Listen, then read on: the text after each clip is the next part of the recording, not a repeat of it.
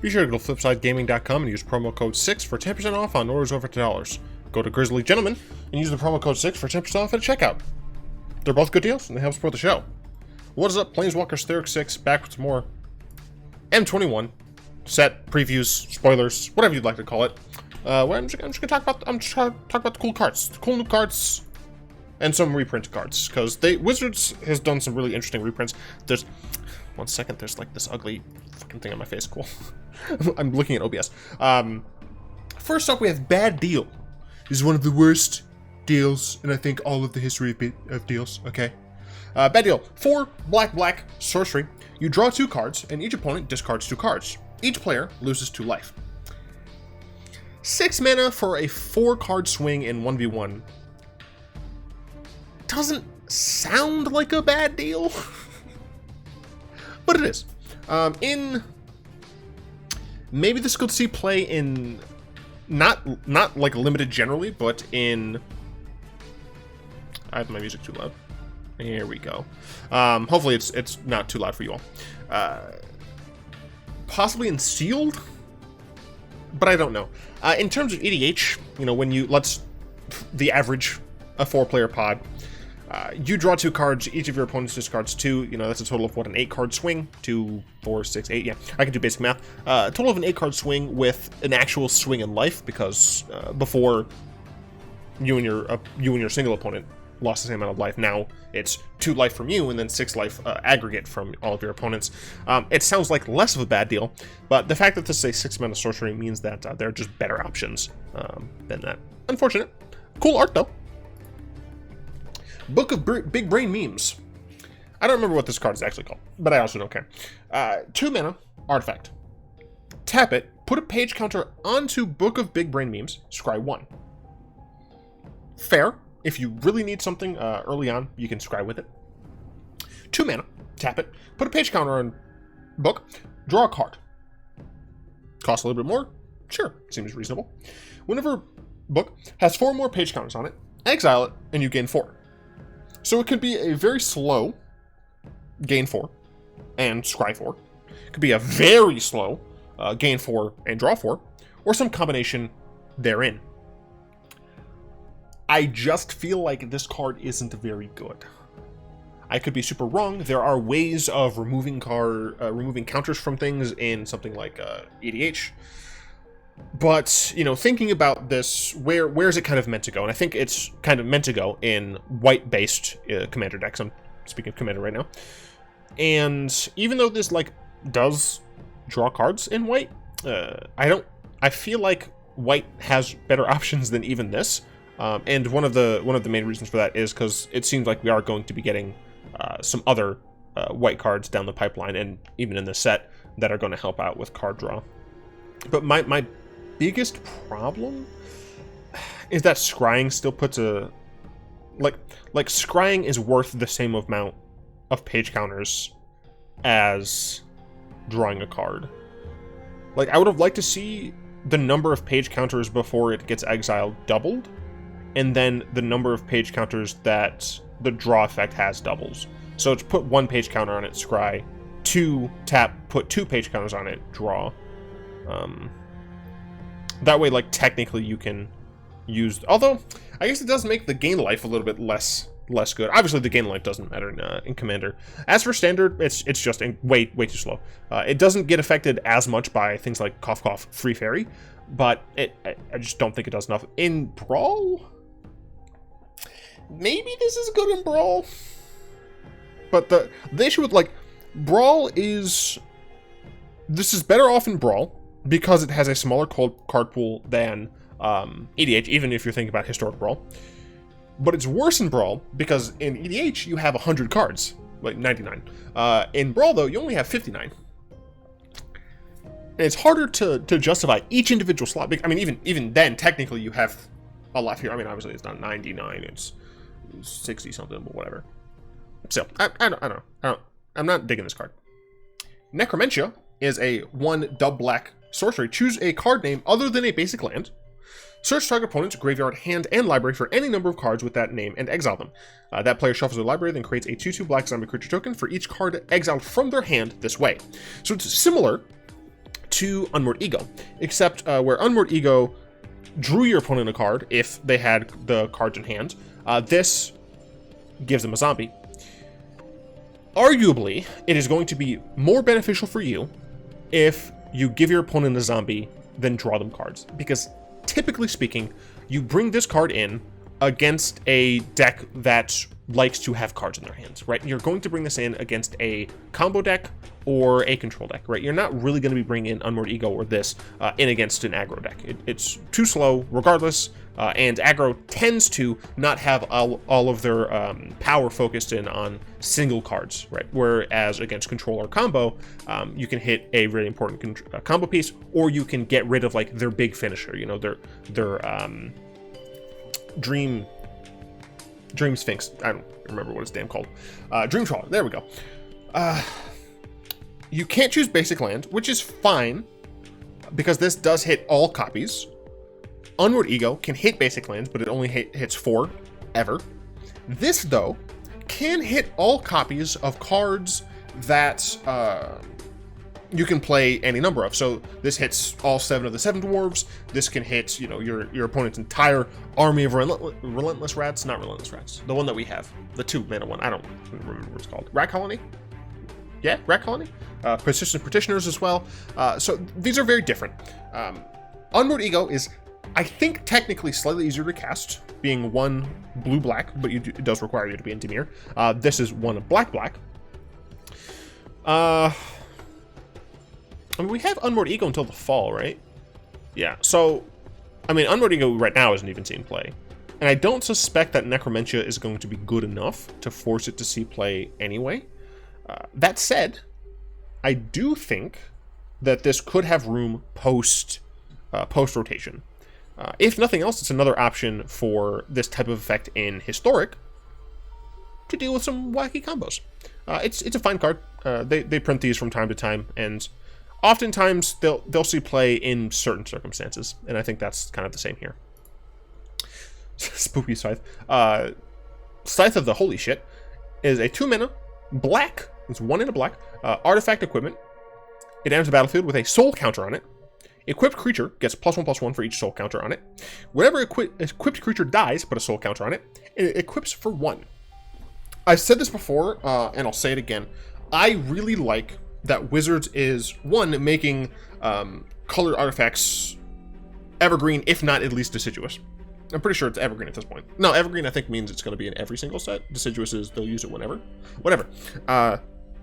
That they're continuing to use it, because it allows you to make artifacts specifically stronger than they otherwise could be, right? If this were a colorless card, 1, it wouldn't make a ton of sense, because flavorfully it's a Scythe, and flavorfully it cares about stuff dying. But if this was colorless, the numbers would have to change, because then you can play it in any deck.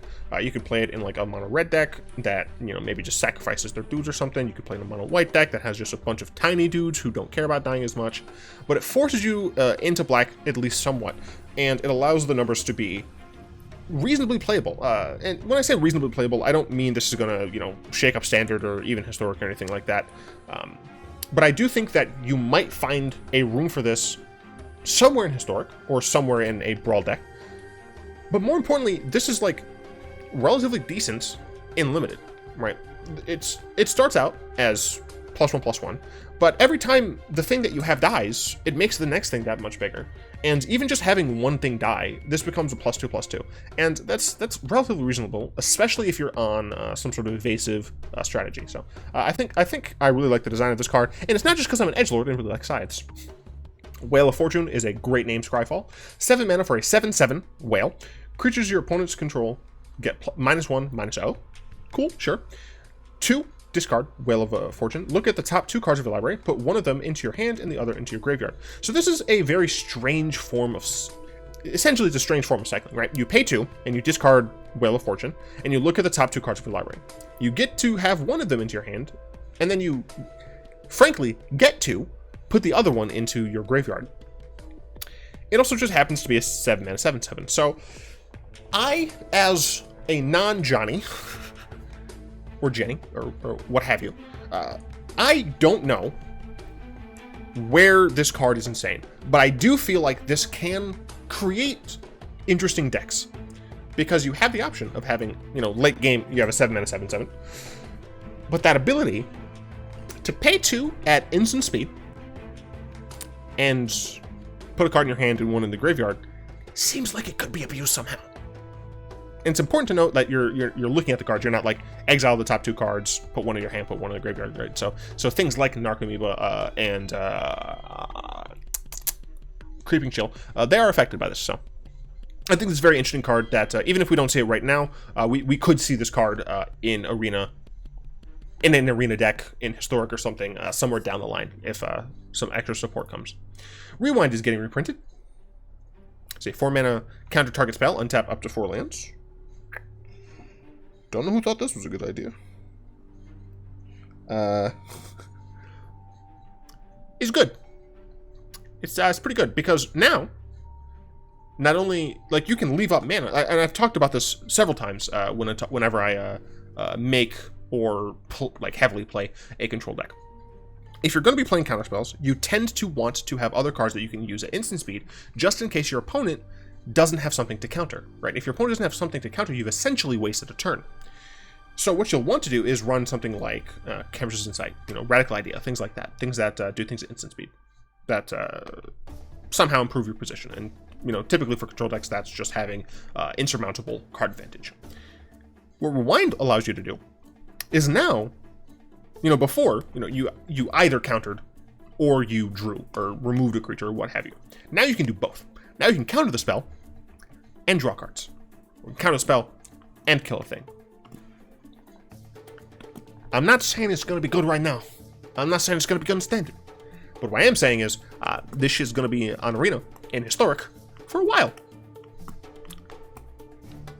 And I'm scared. Fungal Rebirth. This is a card I talked about briefly yesterday.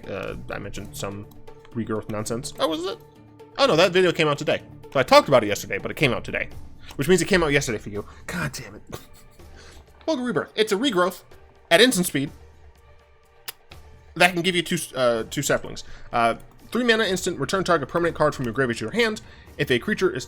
technically, I don't think it's regrowth. I think it's something else, but very similar. If a creature died this turn, create 2 1/1 green sapling creature tokens.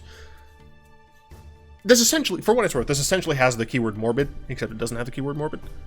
If something died, you get a little extra bonus. I think... Green growth. Red ROM. Can I type, please? Regrowth. Return target card. Yeah, so this is target card.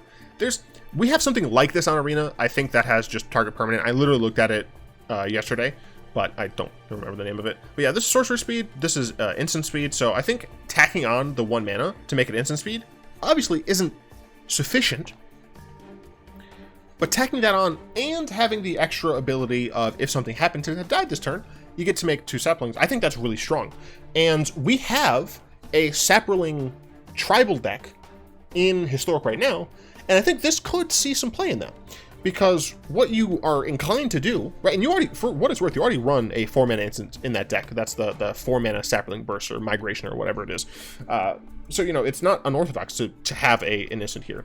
But what you really want in those decks is to maintain your Slimefoots or your Spore Mound. The 2-mana Lord, right? You want to make sure you have those on the board, even your Tentacruel Dryads.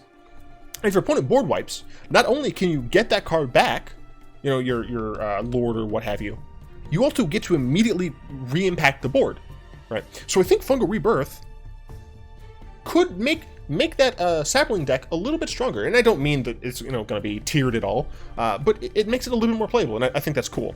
And the fact that it's instants, the fact that it makes sapling tokens, you could probably do some nonsense with this. I just don't know what it is, but I like it. I think it's a cool card. Veteran Philosopher.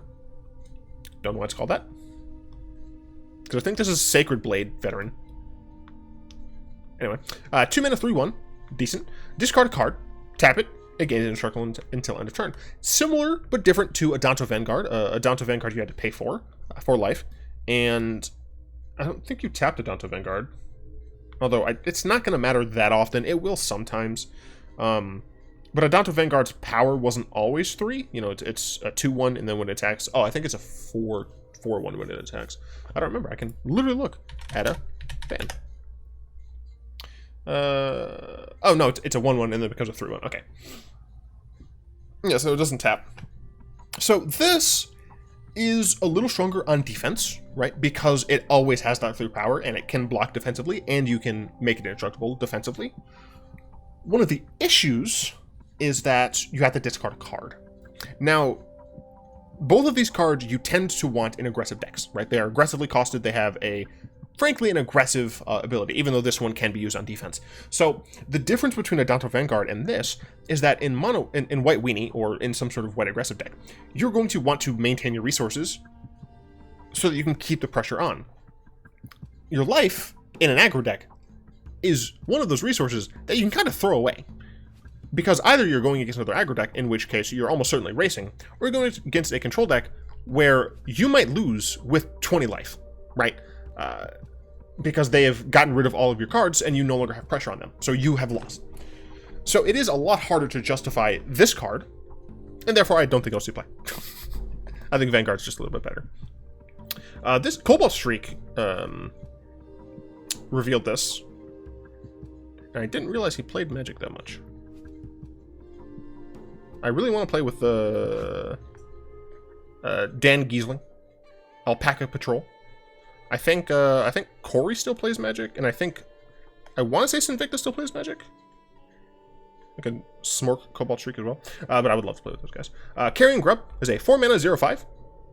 It gets +X/+O, where X is the greatest power among creature cards in your graveyard. When it enters the battlefield, mill 4 cards.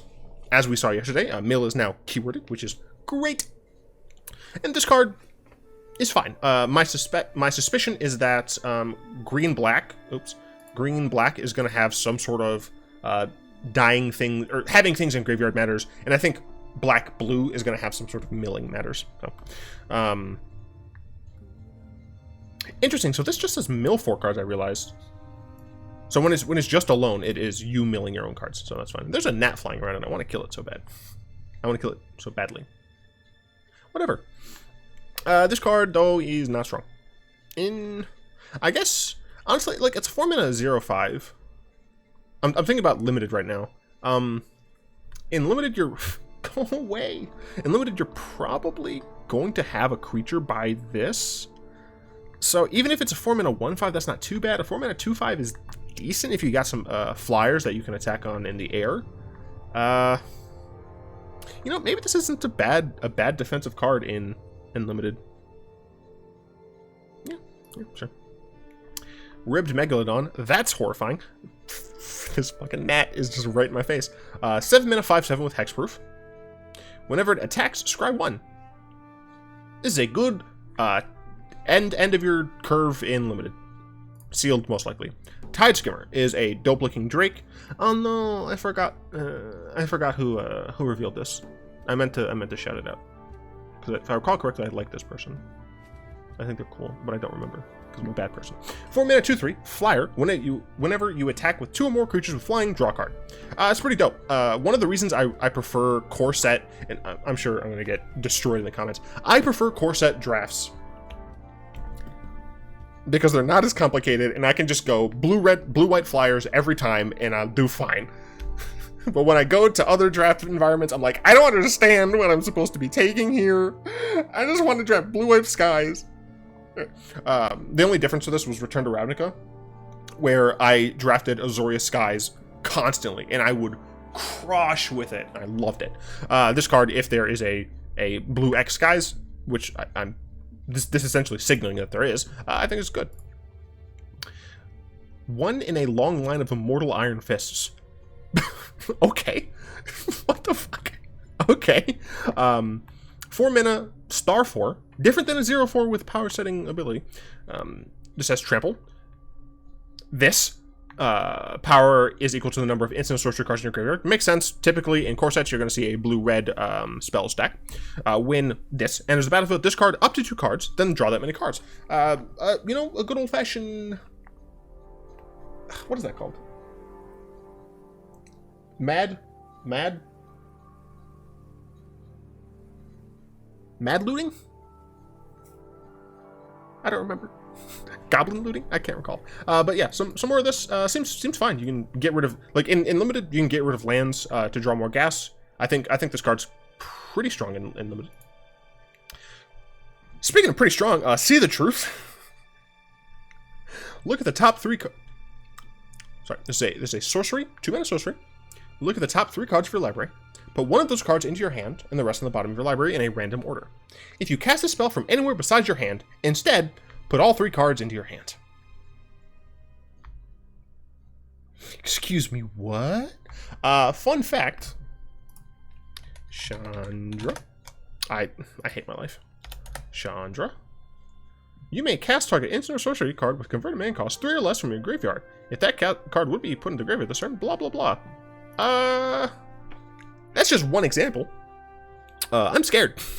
I'm very, very scared. There are other cards that I cannot recall off the top of my head right now, but there are cards that you can use to cast things from a graveyard, and this is horrifying.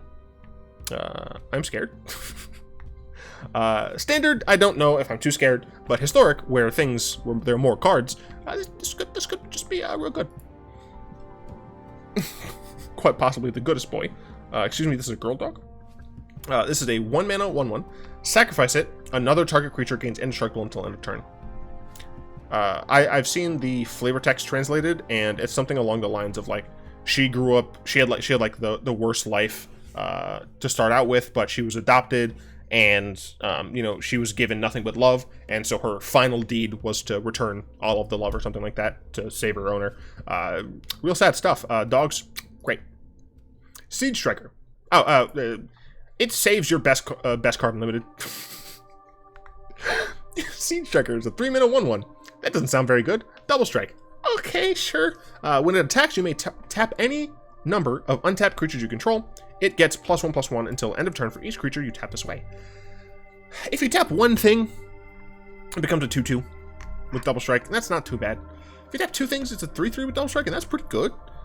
So, you know, it works really nicely with cards like this, where you're not going to want to attack with it in fear of it dying, and you're not going to want to block with it because you really want the ability. So it works really nicely with cards like this. So if there are more cards that have, you know, sacrifice abilities or what have you, or activated abilities that don't require tapping, I could see this card being decent. Unfortunately, it only has the good double strike on attacks, and that I think is the worst aspect of this card. But obviously with cards like, shoot, I tried, this one, that's better, like aggressive white. I suspect that there's going to be most likely a Boros aggressive deck that is primarily white mini stuff. Faith's Fetters is back. 4 mana, enchant permanent. When it enters the battlefield, you gain 4 life. Enchanted permanent can't attack or block, and its activated abilities can't be activated unless they're mana abilities. This stops planeswalkers. This gains you 4 life. This is a good card. Asterisk. I don't know if it's a good card in this environment. It's really nice that you can. One of the issues that you have with cards like Ixalan's Binding in the mid-range aggressive matchups is that sometimes you just die because it is impacting the board, but it's in a way where you can still like just get exploded. This at least gains you 4 life, which is really nice. It also stops planeswalkers, which is cool. So, you know, you can, and it doesn't remove them, right? So something like Ixalan's Binding, Ixalan's Binding I guess is the best option, but Prison Realm, for example, that removes it. Your opponent can just cast another one, sure, whatever. Your opponent can still cast another one with this, but they have to choose to sacrifice this one. And now, right, later on in the game, if they remove, like there's no way to get the first one back. You know, if you put this onto an Ashiok, Dream Render, and then they cast another Ashiok, they keep that one, the first one goes to the graveyard, whatever, you kill their Ashiok, there's no Ashioks on the board. In a different scenario, you Ashiok, or you Prison Realm, the first Ashiok, they play another Ashiok, you kill that Ashiok, they get rid of your Prison Realm, now they have another Ashiok, right? So it is different. I like this art. It's a cool card. Elder Gargaroth. This is a 5-mana 6/6 beast. I was looking at my Mael deck, because as many of you may know, because I don't shut the hell up about it, my Mael deck in EDH is not the typical Mael deck that just plays big good card tribal. You know, I'm not playing things like Avacyn, Angels, Dragons, what have you. I'm playing things that kind of make sense for Mael the Anima to worship, right? And for the longest time, I didn't have a sufficient number of beasts that were good enough to play. Still, for what it's worth, like, I already have handicapped myself by playing this subset of creatures in Mael. But for the longest time, I have had a version that is just beasts, right?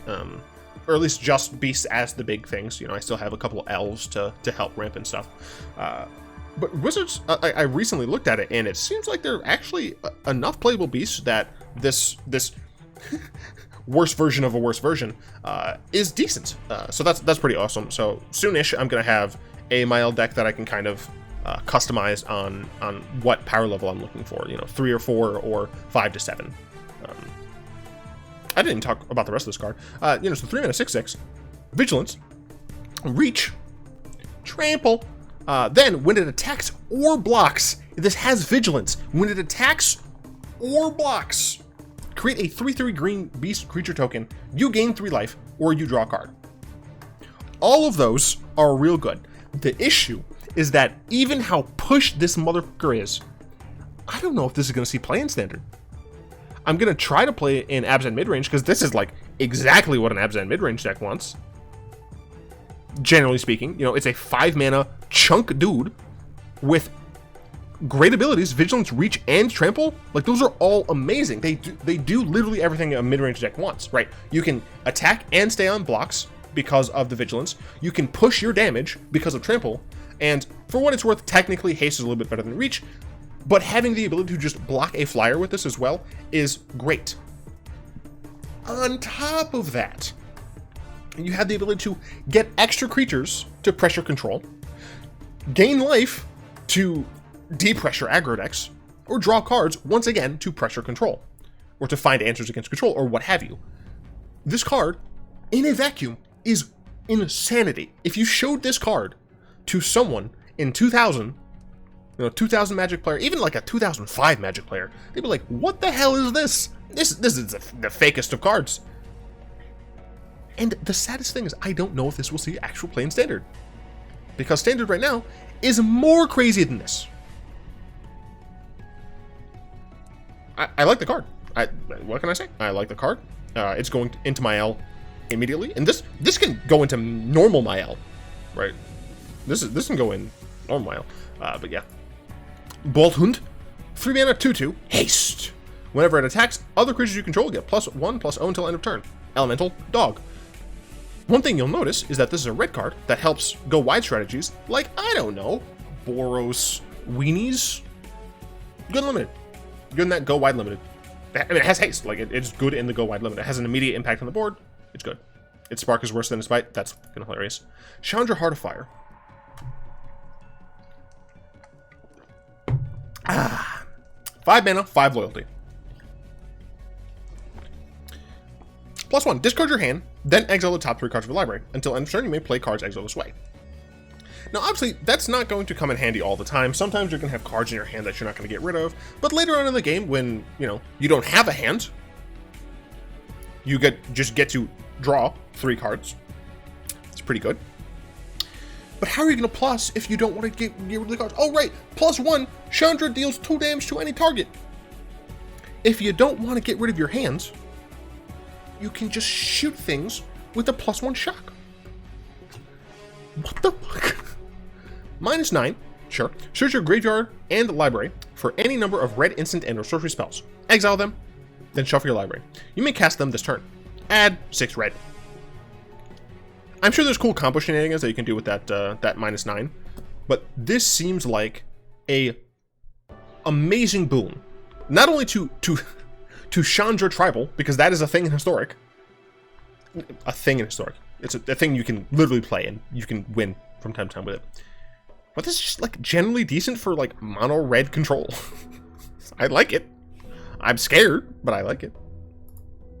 Chandra's Mage Mutt, another elemental dog. 2 mana 2/2. Tap. It can ping a player or planeswalker. Cool.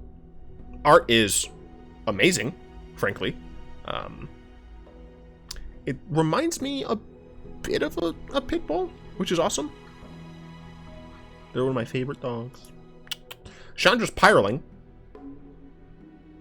So I saw this before, but I'm looking at it even closer, and it's just adorable. 2 mana Elemental Lizards. We're getting a lot of elementals in red, it seems. 2 mana 1/3. Whenever sorcery control deals non-combat damage to an opponent, it gets +1/+0 and gains double strike until end of turn. So it's similar to the Chandra's, the Phoenix, the 1/3. Is that something with Chandra's in it? I don't know. Spitfire? Who cares? The 3 mana 1/3 non-combat damage gets like +2/+0 or some shit. This one gets +1/+0, but it gains double strike. So continuing to hit your opponent isn't going to give you like extra benefit in terms of double strike, but after the first instant of double strike, each +1 essentially becomes +2. I mean, even the first +1 becomes +2, but shut up, you know what I'm saying. This seems reasonable. You know, you can put this next to, oh fuck. You can put this next to Scorch Spitter, and it's pretty good. But also, if you put this into a Cavalcade deck, let's say you have Scorch Spitter, Cavalcade, this. You declare attacks with Scorch Spitter and this. You have some triggers that go on the stack. You have the Cavalcade, which sees 2 1-power creatures, because this is still 1 power, and you have the Scorch Spitter, right? So they take 1, 2, 3 damage. What exactly does Cavalcade say? Whenever a creature you control... Oh, fuck.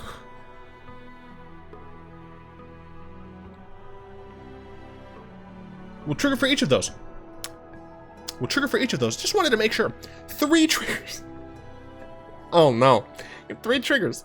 First one resolves. This becomes a 2/3 with double strike, a 3/3 with double strike, and a 4/3 with double strike. This card's a lot better than I first thought, because I forgot about Cavalcade. I'm really scared. Fuck. That sounds so awful. Chandra's Incinerator. First of all, I'm getting mad Coheed and Cambria vibes. We got freaking Inferno here, and we got Blown Up Moon. 6 mana, 6/6. That seems reasonable. This spell costs X less to cast, where X is the total amount of non-combat damage dealt to your opponents this turn. Trample. Okay. Whenever a sorcerer you control deals non-combat damage to an opponent, Chandra's Incinerator deals that much damage to target creature or planeswalker that player controls. What the heck is this? For what it's worth, seems really good in a burn deck. Who doesn't love a good old-fashioned... I'm not talking about Arena right now, but whatever. Good old Lightning Bolt, causing this to only cost 4 mana. So, wait. 6? 3? 3 mana. The entirety is 4. So you bolt your opponent, and you play this for 3. Now, you can never pay less than a single red mana for this. But they could have gave it. It could have been 4 red.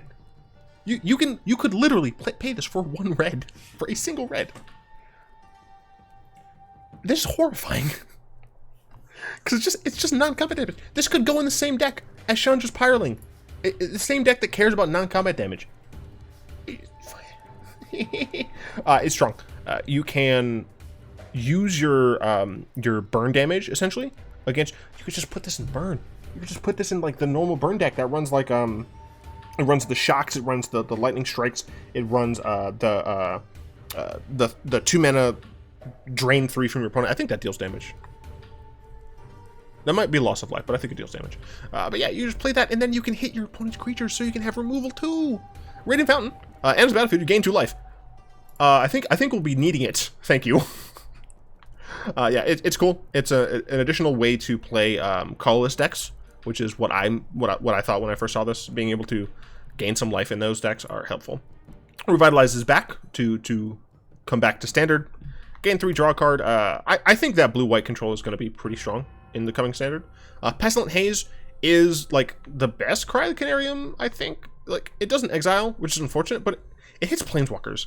And one of the main issues with Cry the Canarium has always been when you're a Grixis control deck and your opponent, like you in game 1, like you have to have some sort of 3 mana removal, 3 mana board wipe like this. But sometimes your opponent just has planeswalkers, and you're like, I can't deal with this. This does something from it, which is nice. Unfortunately, it's all planeswalkers, so it includes your own, but still, I'm going to try this out. It might not be as good as I think it is, but still. Visit from the In-Laws, aka Village Rites. I'm a little sad that this doesn't seem to be Innistrad. It would have been cool to see, I think it was like Village Cannibals or something. Yeah, Village Cannibals. Like, it has the same energy as that. See what I'm saying? So it would have been cool if we saw like a continuation of that mini story. But what I want to point out is this is a 1 mana, a single black instant. As just would cost to cast the spell, sacrifice a single creature to draw 2 cards. This card is fucking insane. I mean, we've had cards like Altar's Reap, for a while now, which is 2 mana for the exact same effect. For what it's worth, this art is crisp. But we've had this exact same effect in 2 mana for a while, and you know, those weren't really playable. Maybe you could argue super fringe playable. There's no way this is not going to see play, right? Like, this just, it helps the sacrifice deck so much. Like, it invalidates removal. The thing is that 1 mana in a deck like that, 1 mana is so different than 2 mana, right? In a deck that low to the ground, holding up a single mana is so much easier than holding up 2. And this just invalidates it. It's just like, hey, Teferi, you want to bounce my card? Nah, I'll get rid of it and draw 2. It seems like it's so good, but I could be so wrong. But it seems like it's so good. Masquerum's back on the menu, boys. I mean, it's... Oh, yeah, I'm just going to switch to this real quick. I mean, I'm not going to lie. I love the Jason Chan version, but I really love this version, too. Yeah, it's back. It gives the entire board -2/-2. Whenever a creature an opponent control dies, that player loses 2 life. It's a 6/5. This can easily slot into a more mid-range version of mono black, especially in Historic, where you are more likely to be a little bit more mid-range anyway, because you have access to cards like Phyrexian Revoker. This doesn't hit your own creatures, which is nice. It also doesn't hit your own life, which is nice. But what needs to be noted is that whenever a creature an opponent control dies, that's not just from the first ability. It's not just from the ETB. That is period. While this is on the board, if something your opponent control dies, they continue to lose too. This card is super great. It's super strong. Will it see play in Standard? I don't know. You maybe, like, there are possibly enough tools to make a more mid-rangey mono black deck with this, but I don't know how forgiving the deck will be. So I don't know, but I love it. Basri Ket, the strong Almond Cat person, and I just read about the design of this character, and he is super cool. I still don't agree with his abilities technically, but whatever. I want more white planeswalkers that don't care about combat. The issue is I don't actually know how to do that. Like, Gideon is all of the Gideons are about combat. Elspeth always makes soldiers. I can't think of any other white planeswalkers. Ajani always cares about like, he usually cares about life, but typically that's also combat. I don't know if you can. Whatever, shut up. +1, it's 3 mana, 3 loyalty walker. Seems reasonable. +1, put a 1/1 counter on up to 1 target creature you control. Or, excuse me, 1 target creature. They let you put it on any creature. I like it. Wizards not forcing you to do stuff. It gains Indestructible until end of turn, so that's cool. I wish it gained Vigilance as well, but that might be too strong. -2, whenever 1 or more non-token creatures attack this turn, create that many 1/1 white soldier creature tokens that are tapped and attacking. So, you know, if you have a board of, 3 1/1s, you can minus... I guess it's non-token. If you have 3 creatures, whatever, you get 3 more creatures, so, you know, it's fine. It's fine. -6, you get an emblem with, at the beginning of combat on your turn, create a 1/1 white soldier creature token, then put a 1/1 counter on each creature you control. It's pretty strong. It takes a while to get him to that point. If the +1 either gave your creature vigilance or gave them indestructible until your next turn, then I think Basri would be, obviously it would be better. Like, literally I would just be adding to the card. But I think it would be reasonable to get to his emblem, like his at this mana cost. I don't think you're ever going to see his emblem. Whereas, like, with Gideon, you could relatively reliably get Gideon to his emblem. Basri, I'm not sure about. Once again, I have to say how much I absolutely love this this character's art and stuff. It's cool too.